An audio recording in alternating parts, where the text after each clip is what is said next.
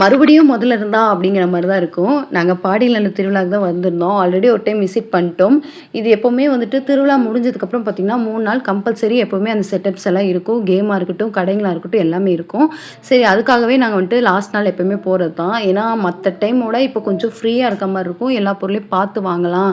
கொஞ்சம் விளையாடுறதுக்கு கொஞ்சம் அந்த ராட்டினம் எல்லாமே பார்த்தீங்கன்னா, ரேட்டு கொஞ்சம் கம்மி பண்ணியிருப்பாங்க. கேம் எல்லாமே விளையாடுறதுக்கு கொஞ்சம் ஈஸியா இருக்குன்னு சொல்லிட்டு நாங்க லாஸ்ட் நாள் போயிருந்தோம். அங்க போய் பார்த்தீங்கன்னா வந்துட்டு, இந்த ராட்டினம் வந்துட்டு எல்லாருமே போணும்னு சொல்லிட்டு டிக்கெட் எடுத்துட்டாங்க. ஆனா எனக்கு கீழருந்து பார்க்கும்போதே ஒரு மாரி தல சுத்தி கேர் ஆயிடுச்சு. இதில எப்புட்றா நான் உட்காந்து கீழ இறங்க போறேன் அப்படிங்கிற மாரி இருந்துச்சு. ஒரு நிமிஷத்துல அள்ளு விட்டுருச்சு. கண்ண தொறக்கவே இல்ல. அந்த ராட்டினம் நிக்கிற வரைக்கும் கண்ண மூடிட்டு தான் இருந்தேன். எதுக்குடா இதுல ஏறுனோம் அப்படிங்கிற மாரி இருந்துச்சு. ரொம்ப பயமாயிடுச்சு.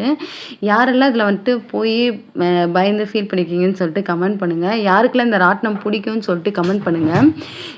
வெளியருந்து பார்க்க நல்லா தான் இருக்கு. ஆனா மேல ஏறி போய் உட்காரும்போது தான் உயிர் போயிட்டு உயிர் வருது.